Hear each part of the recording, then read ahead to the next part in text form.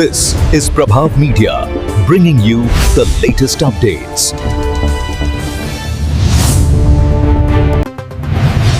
नमस्कार, आप देख रहे हैं प्रभाव मीडिया। मैं हूं प्रिया और आपके लिए लेकर आई हूं आज की सबसे अहम और ताजा खबरें। देश और दुनिया की हर बड़ी खबर सबसे पहले और सबसे भरोसेमंद तरीके से। आइए शुरुआत करते हैं आज की कुछ खास खबरों के साथ। कीर्तनाच्या माध्यमातून तुमच्या आमच्या डोक्यातली घाण साफ करणार कर्मयोगी संत गाडगे महाराज,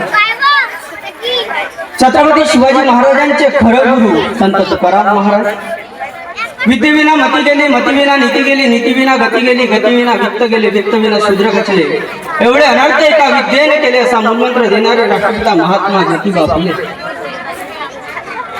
या संपूर्ण महापुरुषांच्या विचाराला एका पुस्तकामध्ये अंमलात केलं। ते पुस्तक कोणतेही धर्मग्रंथ नाही, कोणतं पोथी पुराण नाही, तर हा देश ज्या पुस्तकावर चालतो असा पुस्तक बहाल करणारे म्हणजे ज्याला आपण भारतीय संविधान म्हणतो, ते भारतीय संविधान बहाल करणारे परमपूज्य बोधिसत्व भारतरत्न डॉक्टर बाबासाहेब आंबेडकर या तमाम महापुरुषांना मी प्रथमतः विनम्र अभिवादन करतो। आणि ज्या ज्या महान स्त्रियांनी, ज्या ज्या महान पुरुषांनी तुमच्या आमच्या राज्य यावं यासाठी काम केलं, मी त्या तमाम महापुरुषांना प्रथमतः अभिवादन करतो आणि मी आपल्या भाषणाला सुरुवात करतो। ही माझी माय माऊली सावित्रीबाई फुले आणि जिजाऊच्या जयंतीच्या कार्यक्रमामध्ये कारण काय, आम्हाला जिजाऊचा त्याग समर्पण कळायला पाहिजे, आम्हाला सावित्रीबाईचा त्याग आणि समर्पण कळायला पाहिजे, तेव्हा कुठं आम्ही आपला स्वतःच्या घरामध्ये परिवर्तन करू शकतो। पण आज वर्तमान स्थितीमध्ये काय चालू आहे तेही आपल्याला माहित पाहिजे, कारण की आपण इतिहास आपण आपल्या घरामध्ये वाचतो, आपण शाळेमध्ये शिकतो, पण इतिहासामधून बोध घेऊन वर्तमानामध्ये शोध घ्यावा लागेल, तेव्हा कुठे इतिहासाची काहीतरी उत्पन्न होऊ शकतो, त्यातून काहीतरी शोध घेता येऊ शकतो। पण वर्तमान स्थितीमध्ये काय होत आहे, डॉक्टर बाबासाहेब आंबेडकर म्हणतात की शिका, संघटित व्हा आणि संघर्ष करा, शिका, संघटित व्हा, संघर्ष करा आणि तुमच्या हक्क अधिकारासाठी तुम्हाला संघर्ष करावे लागेल। पण आमची परिभाषा बदललेली आहे, आम्ही शिकतो, संघर्ष करतो, पण कोणासोबत? आम्ही फक्त आणि फक्त संघर्ष एका व्यक्तीसोबत करतो की तुझ्या घरातली कोंबडी माझ्या घरात आली, तुझ्या घरची शेळी माझ्या कुंपणात आली, याच्यासाठी आमचा संघर्ष सुरू आहे। पण आम्हाला अधिकारासाठी संघर्ष करावा लागेल, स्वतःच्या अधिकारासाठी संघर्ष करावा लागेल, तेव्हा कुठं आम्ही आपली प्रगती करू शकतो। पण या जयंतीच्या कार्यक्रमामध्ये 7 दिवसाचा हा जो कालावधी होता, त्याच्यानंतर तुम्ही 7 वर्षापासून हा कार्यक्रम घेतात। कार्यक्रम घेत असताना अनेक चित्रपट जेव्हा आला होता त्यावेळेस एक लाईन आहे, जेव्हा सावित्रीबाई फुले म्हणतात की अहो तुमचे जेवढेही सहकारी मित्र आहेत ते तुम्हाला सोडून जात आहेत आणि तुम्ही हा कार्य कशासाठी करत आहात, त्यावेळेस सावित्रीबाई फुलेंना महात्मा ज्योतिबा फुले उत्तर देतात, ही चलती ट्रेन आहे, हे चालती ट्रेन आहे, ज्याच्या स्टेशन येईल तो उतरेल, ज्याच्या स्टेशन येईल तो चढेल, ही चालती ट्रेन आहे। तसाच हा कार्य आपल्या चालत्या ट्रेन सारखाच आहे, ज्याला वाटतं त्यांनी सहकार्य करावं, ज्याला वाटतं त्यांनी सहकार्य नाही करावं, पण जेव्हा सहकार्य करत असेल आणि जो काम करत असेल त्याची निंदा करू नये, त्याची निंदा करू नये, कारण की जेव्हा आपण काम करतो ना तेव्हा आपल्याला समजते की समाजाचे प्रबोधन करणे किती महत्वाचे आहे। आज वर्तमान स्थितीमध्ये तेच आहे की आम्हाला वर्तमान स्थितीमध्ये ज्याची गोष्ट पाहिजे ते आम्हाला मिळत नाहीये। आज याच वर्तमान स्थितीमध्ये 2014 ते 2025 पर्यंत जिल्हा परिषदच्या 90 शाळा बंद होत आहेत। हा रेकॉर्ड आम्ही खोटं बोलत नाही, गुगलवर जाऊन सर्च करू शकता। 2014 ते 25 पर्यंत 90,000 जिल्हा परिषदच्या शाळा बंद होत आहेत, तेही पटसंख्येच्या नावाखाली।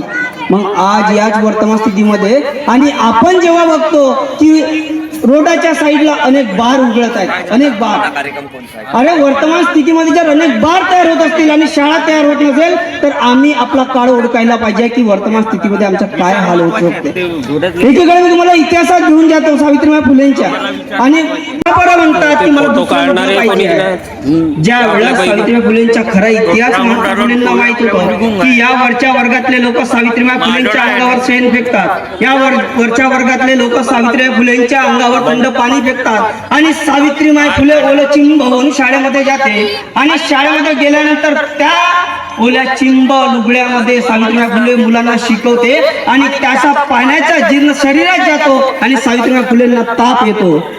पण महात्मा फुलेंनी ही गोष्ट माहीत झाल्यानंतर होतं आणि मित्राच्या मराठीमध्ये जेव्हा अपमान होतो तेव्हा महात्मा फुलेंना बाहेर काढलं जातं आणि ते आपल्या वडिलांकडे येतात आणि वडिलांना विचारतात की माझा अपमान नेमका कोणत्या कारणावरून झाला तुम्ही सांगा। वडील म्हणतात अरे बरं झालं ही पेशवाई असती तर तुला हत्तीच्या पायाखाली तुळवून मारलं असतं, पण ही पेशवाई नाही, ही पेशवाई नाही. बरं झालं तुला बाहेर काढलं फक्त इतका. पण महात्मा फुले समाधानी होत नाही. महात्मा फुले नदीच्या तीराखाली जाऊन बसतात आणि तिथं विचार करतात की नेमका माझा अपमान काय झाला. तर अपमान काय, मी चांगला शिकलेला आहे, 7व्या वर्गात आहे, माझ्या घरी शेती आहे, तरी पण माझा अपमान काय झाला आणि विचार करत असतात.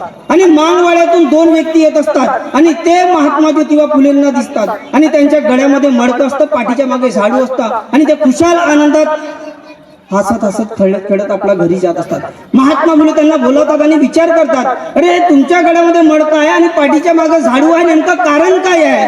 तर त्यावेळेस ते लोक सांगतात की अहो साहेब, आम्ही जर त्या वरच्या लोकांच्या घराजवळून जर गेलो ना, तर आमची जेव्हा सावली जेव्हा तिथून जाते किंवा आमचे पायाचे ठसे जेव्हा पडतात, तर आमच्या या झाडूने आमच्या पायाचे ठसे मिटवले जातात. आणि जर आम्हाला थुंकायची वेळ आली तर आमच्या गाडग्यामध्ये आम्ही थुंकतो, कारण की आम्ही पान खातो, त्या पानाची स्मेल त्यांना म्हणजे काय वास म्हणतो ज्याला आपण, ते त्यांना जाऊ नये म्हणून आम्ही या गाडग्यात थुंकतो. महात्मा फुले याच्यावर समाधानी होत नाही, त्यांना उत्तर बरोबर मिळत नाही. महात्मा फुले विचार करतात नेमकं इथं कारण काय आहे. आणि ज्या वेळेस त्यांना खरं कारण करते की नाही, इथला सगळ्यात मोठा कारण आहे तो म्हणजे अशिक्षितपणा. म्हणून महात्मा फुले म्हणतात, अरे बहुजनाच्या पोरा आता तरी शिक, अरे बहुजनाच्या पोरा आता तरी शिक, नाहीतर मागावी लागेल भीक, भीक मागून शिकता आलं तरी शिक. आज वर्तमान स्थिती अशी आलेली आहे, आम्हाला भीक मागायची वेळ आलेली आहे.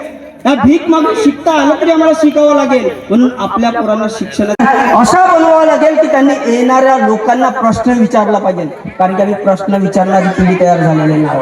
आमच्या पोरांच्या हातामध्ये आजच्या या तंत्रज्ञानाच्या युगामध्ये ज्या वयामध्ये मोबाईल नाही पाहिजे त्या वयामध्ये मोबाईल आहे. आणि त्या मोबाईलमध्ये करतात तरी काय, पबजी, इंस्टाग्राम हेच गोष्टी आहेत, त्याच्या व्यतिरिक्त काही नाही. अरे त्या पबजी आणि इंस्टाग्रामने इतका सत्यानाश केलेला आहे की इतका सत्यानाश केला आहे की स्वतःच्या गुलामीच्या रहस्य आपल्या पोरांना माहिती नाही आहे. कसं काय का मी तुम्हाला सांगतो. 2025 आता पोलीस भरती निघालेली आहे. इथं अनेक लोक ओबीसी असतील, मी त्यांच्यासाठी आवर्जून सांगतो, 2025ला भंडाऱ्यामध्ये पोलीस भरती निघालेली आहे. मला सांगा, इथल्या तमाम ओबीसीच्या पोरं आणि पोरी पोलीस भरतीची प्रॅक्टिस करत असतील. अरे मग मला सांगा, मंडल आयोग म्हणतात की तुमच्या ओबीसीच्या पोरांना 27% आरक्षण पाहिजे. कांशीरामजी म्हणतात की जिसकी जितनी संख्या भारी उसकी उतनी भागीदारी. मग आम्हाला मंडल आयोगाच्या नुसार 27% भागीदारी पाहिजे, पण आम्ही 52% ओबीसी जेव्हा म्हणतो, मग आम्हाला 52% जर भंडाऱ्यामध्ये मिळत नसेल, पण मंडल आयोगानुसार 27% पाहिजे. पण याच भंडारा जिल्ह्यामध्ये ओबीसीला 19% रिझर्वेशन आहे. मग याच भंडारा जिल्ह्यामध्ये ओबीसीला 19 जागा पाहिजे होत्या पोलीस भरतीच्या, याच भंडारा जिल्ह्यात. पण याच भंडारा जिल्ह्यामध्ये ओबीसीला एकही जागा नाही. मग विचार करा, आम्ही कुठंतरी कमी पडत आहोत, आम्ही स्वतःच्या हक्क अधिकारासाठी कमी पडत आहोत. बाबासाहेब आंबेडकर म्हणतात की तुम्हाला अधिकार पाहिजे तर त्या संसदेकडे लक्ष ठेवा. जर मी या सावरीच्या चौकामध्ये फाटके तुटके कपडे घालून बसलो ना, सकाळपासून कटोरा घेऊन, तर मला भीक कोणी देईल, पण माझा अधिकार कोणी देणार नाही. म्हणून बाबासाहेब आंबेडकर असे बोर्ड दाखवून आहेत, पण आमचे ओबीसीचे पोरं त्याच्यावर जोक करतात की बाबासाहेब आंबेडकर असे बोर्ड दाखवण्यात, म्हणजे ते म्हणतात की नाही, बाबासाहेब आंबेडकर म्हणतात की माझ्या समाजाची गल्ली इकडे आहे. अरे बाबासाहेब आंबेडकर तसे नाही म्हणत. हा जोक करणं बंद करा, नाही तर तुमच्या येणाऱ्या काळामध्ये पूर्ण जोक होईल आणि तुम्ही शिक्षणाच्या लायकीचे नाही राहणार, तुम्हाला स्वतःला नोकरी मिळणार नाही. तुम्हाला जागृत व्हावं लागेल की बाबासाहेब आंबेडकर म्हणतात की या देशाच्या अदानी अंबानी अडाणी असेल, या देशाच्या रिक्षा चालक शेतकरी शेतमजूर असेल, त्याच्यासाठी कायदे संसदेमध्ये बनतो. एसीच्या रूम मध्ये बनत नाही, तर ते संसदेमध्ये बनतात. कारण की सर्वांना 1 वोट 1 व्हॅल्यू दिलेला आहे. अरे तो गरीब असेल, शेतकरी असेल, शेतमजूर असेल, तो झोपडीत राहणारा व्यक्ती असेल, त्याला 1 वोट 1 व्हॅल्यू आहे. आणि अडाणी अंबानी अदानी जरी असेल, त्याला 1 वोट व्हॅल्यू आहे. सगळ्यांना समान अधिकारामध्ये बाबासाहेब आंबेडकरांनी आणून ठेवलं. पण आम्हाला बाबासाहेबांची अलर्जी आहे, म्हणून मी हक्कानं सांगतो माझ्या समाजाला की बाबासाहेब स्वीकारावं लागेल, बाबासाहेब स्वीकारावं लागेल. फक्त बाबासाहेब स्वीकारून म्हणजे नाचून जयंतीमध्ये नाही होणार, तर वाचून जयंती करावं लागेल, तेव्हा कुठं बाबासाहेब आपल्याला कळणार आहे. नाहीतर डीजेच्या तालावर मारला एक घुटी का बस चालू त्यांच्या, असं होते. इथं अनेक महिला मंडळी बसलेल्या आहेत, येणाऱ्या पिढीमधले लोक बसलेले आहेत. आमचे आदर्श बदललेले आहेत, आमच्या पोरांचे आजचे आदर्श बदललेले आहेत. अनेक तरुण पोरांना आपले आदर्श विचारला तर आमच्या पोरांना आदर्श सांगता येत नाही. पण आमच्या आईवडिलांच्या काळामध्ये आमच्या आईवडिलांचे आदर्श त्यांचे मायबाप होते. पण आमच्या पोरांच्या आजचे आदर्श आमचे मायबाप नाही राहत. आमच्या पोरांचे आदर्श कोण? शाहरुख खान, सलमान खान. जसं सिरियलीमध्ये हिरोईन दिसले तसे आमच्या पोरांचे आदर्श महत्वाचे आहे. तुम्हाला एक स्टोरी सांगतो, कारण की 20 मिनिटामध्ये काय मांडावं काय नाही हे काय समजून नाही राहिला, म्हणून मी तुम्हाला प्रॉपरली 20 मिनिटामध्ये तेवढंच सांगेल. सरांनी मला वेळ दिलेला आहे. आपले आदर्श कसे असायला पाहिजे. नंदुरबार जिल्हा आहे, माहिती आहे सगळ्याला. महाराष्ट्रामध्ये एक नंदुरबार जिल्हा आहे, तिथं आदिवासी समाज राहते. नंदुरबार जिल्ह्यामध्ये एक आदिवासी समाज राहते. त्या आदिवासी समाजामध्ये एक झोपडी आहे, पालाची झोपडी. तिथं दोघेही दाम्पत्य म्हणजे पती आणि पत्नी दोघेही राहतात. त्यांचा व्यवसाय असतो दारू काढणे, दारू विकणे. एके दिवशी काय होते, ती दारू विषारी होते आणि ती बाई गर्भवती राहते आणि दारू विषारी होऊन तिच्या नवऱ्याचा मृत्यू होते. आणि ती बाई गर्भवती राहते. त्यावेळेस ज्याला आम्ही आपला समाज म्हणतो ना, तो समाज त्या बाईला उपदेश करते. तुझ्या डोक्यावरच्या छत्र हरपलेला आहे, तू या बाळाला जन्म देऊन तू काय करशील? अरे तुझ्या डोक्यावरच्या छत्र हरपलेला आहे, तू या बाळाला जन्म देऊन काय करशील? तू एक काम कर, या बाळाला पाडून टाक. म्हणजे आजच्या काळामध्ये ज्याला आपण अबॉर्शन म्हणतो ना, ते म्हणतात की तू अबॉर्शन कर. ती बाई म्हणते का माझ्या पोटच्या गोळा आहे, मी याला जन्म देईन, उद्याच्या मोठा काहीतरी साहेब बनवील. जर नाही साहेब बनेल तर हाच दारूचा धंदा तो चालवेल. तर ते जन्म देते त्या बाळाला. बाळ मोठा होत 5व्या वर्गात जातात आणि पोरगा 5व्या वर्गामध्ये नवोदयची परीक्षा पास होते. पोरगा एका दिवशी अभ्यास करत राहते. त्यावेळेस एक दारू विकणारा म्हणजे तो दारू पिणारा जो गिराईक आहे त्यांच्या घरी येतो आणि त्या मायमाऊलीला म्हणते पोराला की तू आपल्या पोराला 10 रुपये दे, 5ची दारू तू दे आणि पोराला सांग की शेंगदाणे आण. पोरगा म्हणतो की नाही, मला अभ्यास करायचा आहे. तर तो दारूला व्यक्ती म्हणतो त्या पोराला, तू येणाऱ्या काळामध्ये काय मोठा कलेक्टर होणार आहे का? एक कानाखाली मारते आणि ती मायमाऊली आपल्या पोराला जवळ करते आणि म्हणते की हे दारूला व्यक्ती, माझ्या पोराला हात लावायचा नाही. माझ्या पोरगा अभ्यास करेल, येणाऱ्या काळात कलेक्टर होईल नाही तर नाही होईल. पण त्या मायमाऊलीनं आपल्या पोराला म्हटलं की बापू तुला काय रे, त्या व्यक्तीने तुला म्हटलं होतं का तुझ्या पोरगा कलेक्टर होणार आहे का, तू कलेक्टर होय. पोरगा 5वीतून 6वीत जाते, 7वीत जाते, 8वीत जाते आणि जेव्हा 10व्या वर्गाला जाते त्यावेळेस तो त्याच जिल्ह्यामधून 95% घेऊन पासआउट होते, त्याच जिल्ह्यातून. आणि पोरगा मग 10वी नंतर मग 11वी 12वी सायन्स घेऊन 12वीला 90% घेते आणि त्याच्यानंतर मग तो पोरगा मेडिकलला ऍडमिशन करते. आणि मेडिकलला ऍडमिशन केल्यानंतर तो पोरगा मुंबईच्या कॅम्पसमध्ये शिकायला जाते. त्यावेळेस मुंबईच्या कॅम्पसमध्ये शिकायला गेलेले असते. त्यावेळेस तिथले अनेक श्रीमंताचे पोरं त्याची चेष्टा करतात. हा गावठी आला, त्याच्या पायामध्ये पॅरागॉनची चप्पल आहे. पॅरागॉनची चप्पल तर तुम्हाला माहित होते की जसं चाललं त्या पॅरागॉनची चप्पल मागच्या टाचाला लागते आणि आवाज येते. त्या कॅम्पसमध्ये आवाज गुंजतो, टप टप टप. इतकी चेष्टा होते तो पोरगा प्रत्युत्तर देत नाही. पोरगा शिकत जाते आणि त्याच कॉलेजमधून तो पोरगा मेरिट येतो आणि मग तिथल्या लोकांची सगळी बोलती बंद होते. पण पोराला वाटते मी डॉक्टर होईल, MBBS होईल, पण मी आपल्या समाजाचा उद्धार करणार नाही. मला समाजाचा उद्धार करायचा असेल तर मला काहीतरी वेगळं करावं लागेल. आणि मग त्याला आठवते की नाही, माझ्या आईनं म्हटलं होतं की बेटा तुला IAS बनावं लागेल. मग तो म्हणते की IAS साठी नेमकं करायचं का, UPSC देते. आणि UPSC दिल्यानंतर मग ज्या वेळेस त्या UPSCचा रिझल्ट येतो 2013ला त्याचा रिझल्ट लागतो आणि पहिल्या अटेम्प्टमध्ये पास झाल्यानंतर त्या पोराचं नाव आहे राजेंद्र भारुडे, जो नंदुरबार जिल्ह्यातला पहिला आदिवासी समाजातला IAS आहे. अरे ज्या वेळेस कोविडच्या काळामध्ये इथं आपल्या अनेक जिल्ह्यामध्ये लासा पडत होत्या, ऑक्सिजन प्लांट त्या माणसानं तयार केलेला होता नंदुरबार जिल्ह्यामध्ये. रेशो आहे नंदुरबार जिल्ह्यामध्ये कोविडमध्ये अनेक कमी लोक मरलेले आहेत. हा आम्हाला इतिहास माहीत पाहिजे. पण अनेक पत्रकार लोकांना माहीत झालं अरे हा आदिवासी समाजातला पोरगा कलेक्टर झाला तरी कसा. मग त्याची पत्रकार परिषद झाली आणि जेव्हा पत्रकार परिषद झाल्यानंतर त्यांच्या ऑफिसमध्ये जेव्हा बसलेले होते तेव्हा त्यांना म्हणतात अरे तुम्ही आदिवासी लोक डोंगर दऱ्यामध्ये या पालापाचोळ्यामध्ये राहतात तरी तुम्ही इतकी मजल कशी मारली. त्यावेळेस तो व्यक्ती म्हणतो साहेब, माझ्या मागे ज्यांची फोटो आहे ना ते माझे आदर्श आहेत, समोर ज्यांची फोटो आहेत ना ते माझे आदर्श आहेत, म्हणून मी इथपर्यंत पोहोचलो. मग ते बघतात पत्रकार लोक मागे कोणाची फोटो आहे आणि समोर कोणाची फोटो आहे. मागे बघतात तर छत्रपती शिवाजी महाराजांची फोटो होती आणि समोर बघतात तर डॉक्टर BR आंबेडकरांची फोटो होती. हे आपले आदर्श असले पाहिजे. आमच्या पोरांचे आदर्श बदलले. अरे आमचे आदर्श महात्मा ज्योतिबा फुले असायला पाहिजे. अरे ज्या वर्ण व्यवस्थेने स्त्रियांना चौकट पार करू दिले नाही, त्या काळामध्ये आपल्या पत्नीला पहिली शिक्षिका बनवलं. त्याच काळामध्ये आपल्या पत्नीला पहिली शिक्षिका बनवून पहिली मुख्याध्यापिका बनवलं. त्याच काळामध्ये आपल्या पत्नीला पहिली कवित्री बनवलं. अरे त्याच काळामध्ये आपल्या पत्नीला सत्यशोधक समाजाची पहिली अध्यक्ष बनवलं. ते राष्ट्रपिता महात्मा ज्योतिबा फुले आपले आदर्श असले पाहिजे. आमचे आदर्श बदलले. अरे डॉक्टर बाबासाहेब आंबेडकर हे आपले आदर्श असायला पाहिजे, पण आमचे आदर्श बदलले, त्यामुळे आमचे विचार बदलले आणि विचार बदलल्यामुळे हा सगळा सत्यानाश झालेला आहे. आणि या वर्तमान स्थितीमध्ये इथल्या वर्तमान लोकांना, सत्तेत बसलेल्या लोकांना हेच पाहिजे आहे. कारण की तुम्ही शिक्षणाने तुम्ही काय म्हणतात, म्हणजे माणूस हा वाचेल तर काय होते, कोणापुढे नतमस्तक होत नाही. म्हणून आपल्याला काय वाचावं लागेल. वाचाल तर वाचाल.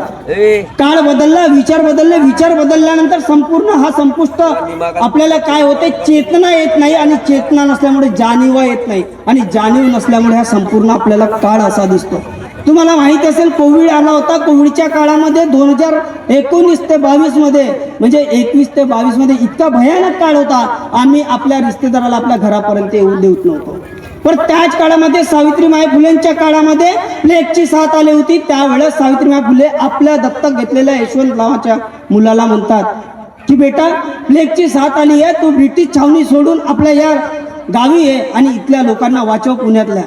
त्यावेळेस यशवंत हा आपला त्या पुण्यामध्ये आणि तिथल्या लोकांचा इलाज करू लागतो. अरे त्याच महारवाड्यातला एक पांडुरंग नावाच्या पोराला सावित्रीबाई फुले आपल्या खांद्यावर घेते. त्याला प्लेगची लागण असते. त्यावेळेस तो पोरगा जवळजवळ 4 ते 5 वर्षाचा असतो. त्यावेळेस सावित्रीबाई फुले आपल्या खांद्यावर घेतात आणि आपल्या मुलाकडे नेतात. आणि त्याच वेळेस सावित्रीबाई फुलेंना प्लेगची काय लागण होते. त्यांना आपल्या मुलांना कळलेलं असतं की आपल्या आईला प्लेगची लागण झालेली आहे आणि आपल्याकडे एक लस आहे, फक्त एक.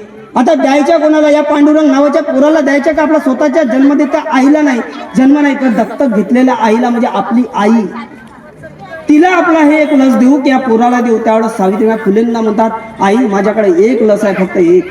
देऊ तरी कुणाला, माझी माय तू आहे आणि हा पोरगा एक आहे.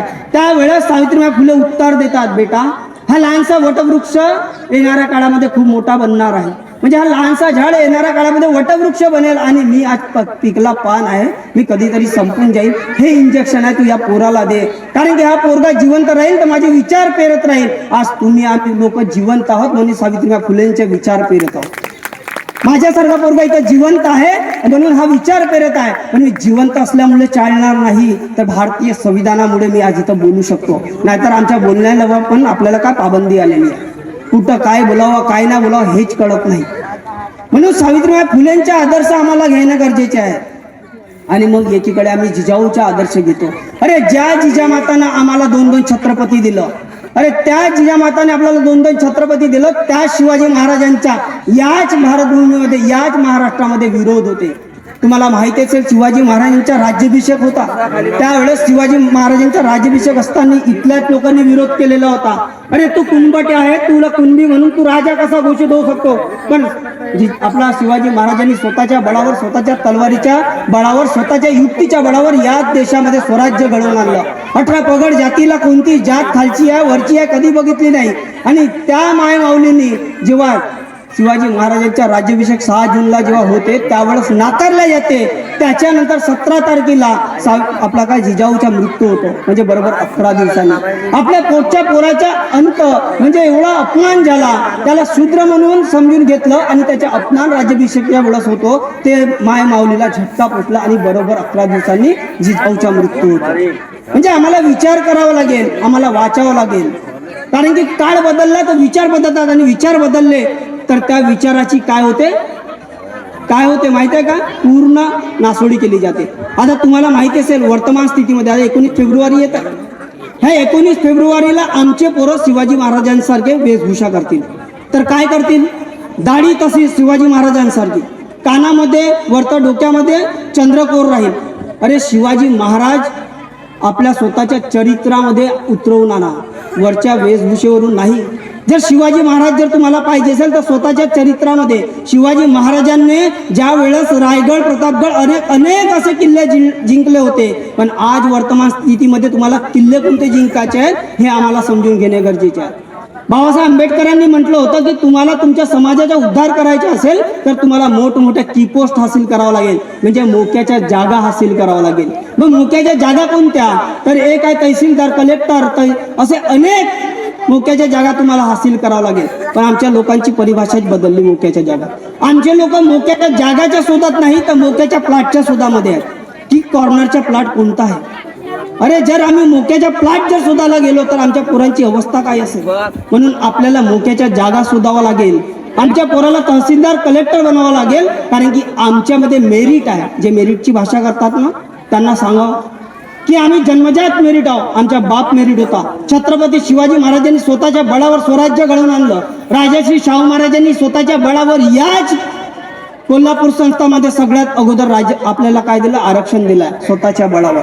ही आम्ही मेरिट आहोत. आम्ही मेरिट स्वतः आहोत, तुम्ही मेरिट नाही हे सिद्ध करून दाखवावं लागेल. पण तुम्हाला आम्हाला संधी द्यावं लागेल.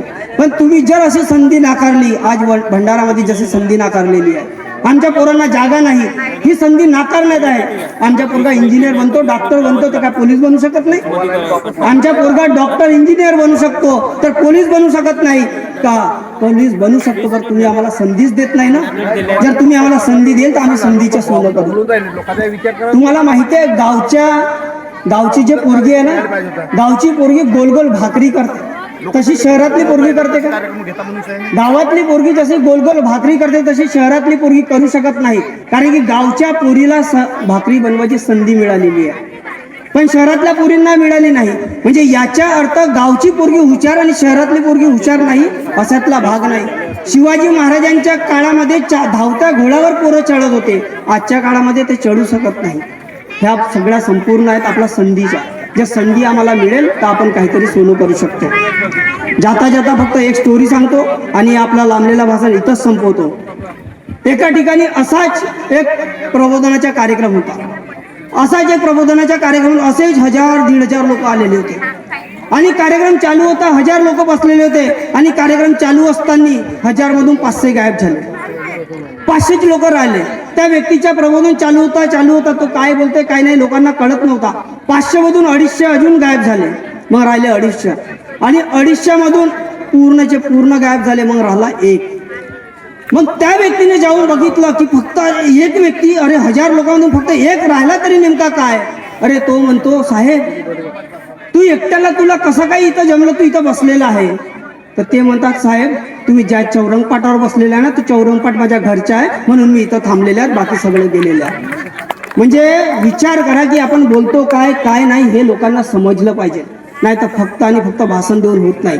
तुम्हालाही वाटलं असेल की मुख्य मार्गदर्शक कोणीतरी मोठ्या दाढीचा असेल, 5 फुटाच्या वर 7-8 फुटाच्या असा असेल, तो मग एक वक्ता असेल. पण माझ्यासारखा 5'3" हाईटचा पोरगा, एक बारीक सुरीक तुम्हाला येऊन व्याख्यान सांगतो, प्रबोधन सांगतो, हे सगळी काही देण या देशातल्या कोणत्याही व्यक्तीची नाही तर डॉक्टर B.R. आंबेडकरांची देण आहे. मी त्यांच्या विचाराला घेऊन समोर जात आहे आणि आपल्याला लांबलेलं भाषण इथंच थांबवतो.